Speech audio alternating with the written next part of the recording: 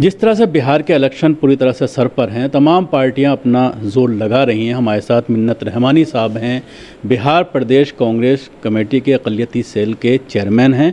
हम उनसे बात करेंगे किन चीज़ों को लेकर, ख़ास तौर से मुस्लिम वोटों को रुझाने के लिए या मुसलमानों के जो इश्यूज़ हैं उनको लेकर के किस तरह से आप लोग तैयारी कर रहे हैं। जिस तरह से इस बार MIM भी पूरी तरह से ज़ोर शोर के साथ 50 कैंडिडेट का ऐलान कर चुकी है और आगे भी उनका कहना है कि और भी कैंडिडेट बढ़ाए जा सकते हैं। मुझे लगता है कि कांग्रेस पार्टी को मुसलमानों को रुझाने के लिए जो है और उनको अपनी तरफ खींचने के लिए, आकर्षित करने के लिए कोई ख़ास प्लान तैयार करने की ज़रूरत इसलिए नहीं है क्योंकि जब जब ज़रूरत पड़ी है कांग्रेस पार्टी ने मुसलमानों का साथ दिया है।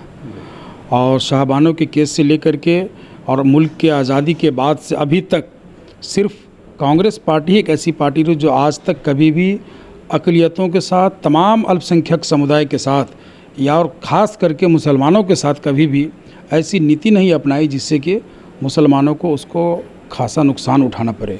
ख़ास करके जो आए हुए पिछले समय में जिस तरीके से भारतीय जनता पार्टी की सरकार ने एक ख़ास बिल को पेश किया और बिल को ला करके मुसलमानों को अपने कागजात दिखाने की बात की, कांग्रेस पार्टी ने कभी इस तरीके की कोई बात नहीं की।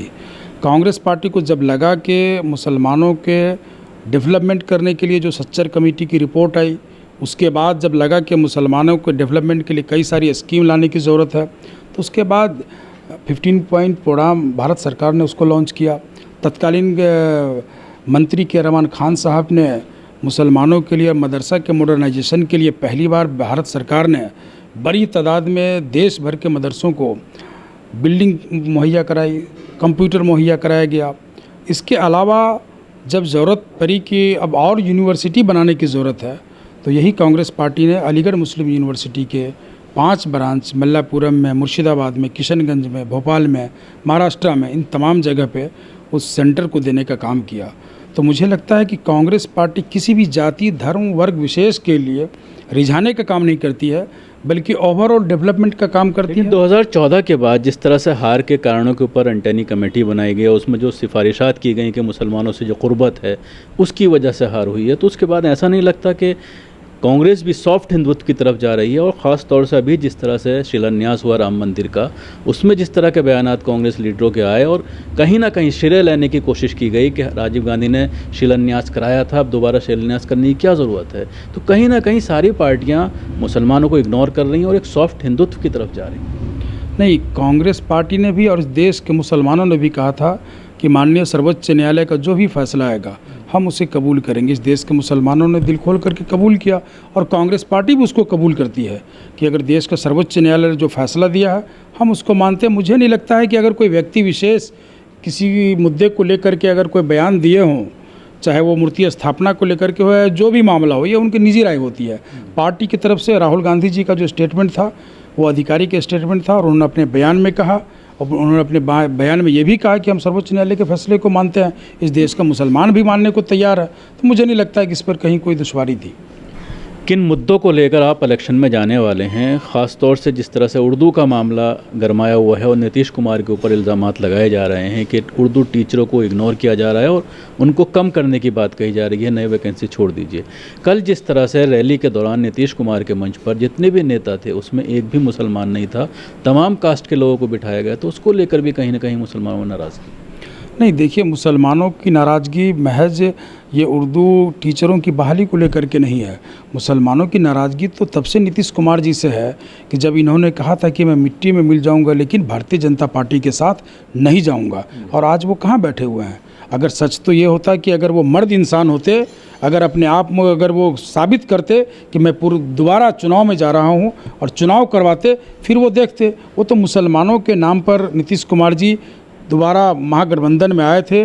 महागठबंधन में आकर के भारतीय जनता पार्टी के इशारे पर, संघ के इशारे पर, आरएसएस के इशारे पे आज बिहार के अंदर अगर भारतीय जनता पार्टी मजबूत हुई, आज बिहार के अंदर अगर आरएसएस मजबूत हुआ, आज बिहार के अंदर अगर संघ के परचम लहराए जा रहे हैं, तो इसके पीछे सिर्फ नीतीश कुमार जी हैं। ये तो एक बहुत बड़ी साजिश चल रही है इस देश के अंदर, और ख़ास करके बिहार के अंदर, कि जो रीजनल पार्टियाँ होती है उसको अपना कंधा बना करके और मुसलमानों को, दलितों को और पिछड़ों पिछड़ों को और शोषितों और वंचितों को जो शोषण किया जा रहा है, ये रीजनल पार्टी खास करके बिहार में नीतीश कुमार जी इसके लिए जिम्मेवार है, वरना भारतीय जनता पार्टी को तो बिहार की जनता देखना नहीं पसंद करती है। आपने जिस तरह के आरोप अभी नीतीश कुमार पर आपने लगाए कि सभी लोगों को जो है उन्होंने इग्नोर किया है, और जिस तरह से उन्होंने ये कहा था कि मैं किसी भी कीमत से बीजेपी के साथ सरकार नहीं बनाऊंगा, उसके बाद सरकार बनाई। लेकिन अभी ये देखने में आ रहा है कि अपोजिशन पूरी तरह से यूनाइट नहीं हो पा रहा है। वो मुद्दों को जिस तरह से उठाना चाहिए उस तरह से आप लोग उठा नहीं पा रहे हैं। ख़ासतौर से कोविड का जो टाइम था जिसमें हज़ारों मज़दूर पैदल चल करके आए पूरी हिंदुस्तान के अलग अलग कोने से, मुंबई से, दिल्ली से। नीतीश कुमार ये कह रहे हैं कि हमने उनको रोज़गार दिया, लेकिन अब फिर वो वापस अपने अपने जहाँ पर उनका कर्मभूमि है, जहाँ जहाँ वो काम करते थे, वापस जा रहे हैं। तो उसको सही तरह से आप लोग उठा नहीं पा रहे हैं, अपोजिशन सही तरह से उसको नहीं रख पा रहा है। नहीं, मुझे लगता है और कांग्रेस पार्टी को ऐसा लगता है कि इस बिहार के अंदर, इस प्रदेश में विपक्षी पार्टियां यूनाइट हो या नहीं हो, इस प्रदेश की तमाम जनता यूनाइट हो चुकी है। विपक्षी पार्टी के अंदर ताकत नहीं होती है सरकार को गिराने का। इस प्रदेश की जनता को ताकत है कि सरकार को पलटेगी। पूरे प्रदेश की जनता एकजुट है। सवाल यह है कि पिछले 15-20 वर्षों में जिस तरीके से भारतीय जनता पार्टी के साथ नीतीश कुमार जी ने सरकार को चलाया, मैं ये दावे के साथ कह सकता हूं कि आज से 2005 से अगर आप पहले चले जाएंगे, तब जितने कल कारखाने थे बिहार के अंदर में, वो आज भी उतने ही हैं। आज 15-20 सालों में जो ये सुशासन का राज दिखाना चाहते हैं, हम ये जानना चाहते हैं सत्तारूढ़ दल से, जो 15 साल से लगातार बैठे हुए हैं। हम तो भूल जा रहे हैं कि आपने विशेष राज्य का दर्जा मांगा। ये वही नीतीश कुमार जी हैं जब पटना यूनिवर्सिटी में आदरणीय प्रधानमंत्री जी के साथ मंच पर बैठे थे, खुले हाथों से उन्होंने कहा कि आप हमारे पटना यूनिवर्सिटी को सेंट्रल विश्वविद्यालय का दर्जा दे दीजिए। शर्म आनी चाहिए ऐसी सरकार को कि सरकार के मुखिया ने कहा और प्रधानमंत्री ने अपने भाषण में एक जिक्र तक नहीं किया। सवाल ये उठता है कि पिछले 15 वर्षों में एक भी कारखाने नहीं खुले।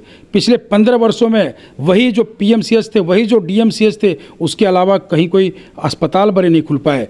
आज वही जितने भी जूट मिल, जितने भी पेपर मिल, ये तमाम बंद पड़े हुए हैं। आखिर ये 15-20 साल से कर क्या रहे हैं? आपको याद होगा, मीडिया के माध्यम से हम बताना चाहते हैं कि इन्होंने 2005 के बाद 2010 में भी बिजनेस समिट करवाया था, ग्लोबल बिजनेस समिट कराए थे इन्होंने। उस ग्लोबल बिजनेस समिट के बाद मुख्यमंत्री जी ने कहा था कि बिहार में जो हम कल कारखानों की भरमार लगा देंगे, हजारों हजार लाखों की तादाद में लोग रोजगार में जाएंगे। आज नौबत ये आ गई कि जब लॉकडाउन की स्थिति बनी तो पूरे इस देश भर में अगर सबसे ज़्यादा मजदूर तबका, श्रमिक तबका अगर परेशान हुआ तो बिहार का परेशान हुआ। और अगर सबसे ज़्यादा त्राहिमाम कहीं की सरकार ने अपने जनता को होने दिया तो वो बिहार की जनता को होने दिया। आज सारे लोग बेरोजगार गांव में बैठे हुए हैं। हम अभी गांव का दौरा कर रहे हैं, लगभग 150-200 पंचायत का दौरा हमने किया। पूरा तमाम सीमांचल के तरफ चले जाइए, आप कोसी चले जाइए, मिथिला चले जाइए, आधा बिहार बाढ़ की चपेट में है, पहले से कोरोना की चपेट में है। कोरोना के लिए कोई प्लानिंग इनके पास नहीं है। इससे पहले मुजफ्फरपुर में इंसेफ्लाइटिस को लेकर के सैकड़ों बच्चों को अपनी जान गंवानी पड़ी। क्या प्लानिंग है इनके पास? बार बार कहा यह जाता है नीतीश कुमार के जरिए कि 15 साल से सुशासन यहाँ पर शुरू हुआ है, और उससे पहले लालू के ज़माने में करप्शन था, लालू के ज़माने में सड़कें नहीं थीं, गड्ढे थे सड़कों के अंदर, कोई डेवलपमेंट नहीं हुआ था।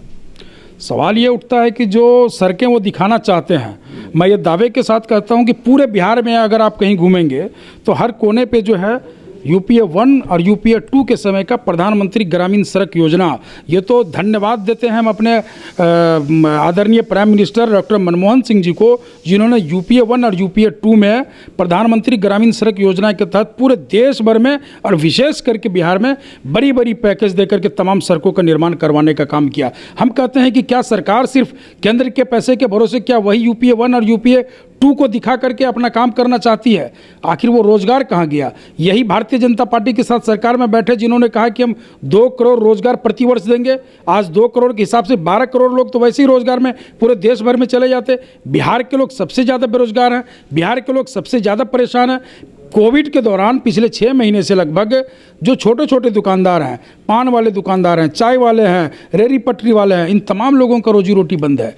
जो छोटे छोटे दुकानों पे काम करते थे 5-6 लोग, 10 लोग, 20 लोग, आज वो घर बेरोजगार होकर के बैठे हुए हैं। हम मांग करते हैं कि आप उन तमाम लोगों को, हम मीडिया के माध्यम से, आपके माध्यम से बिहार सरकार से मांग करते हैं कि आप वैसे लोगों को जो इसमें बेरोजगार हो चुके हैं, आप उनको तत्काल 10,000 रुपये उनके खाते में दें और इंटरेस्ट फ्री कम से कम 5 लाख रुपया प्रति परिवार, जो बीपीएल परिवार से आते हैं, जो एपीएल परिवार से आते हैं, अगर आप उनको पैसा देंगे तभी वो कोई कारोबार कर पाएंगे। इसकी भरपाई सरकार को करने की ज़रूरत है।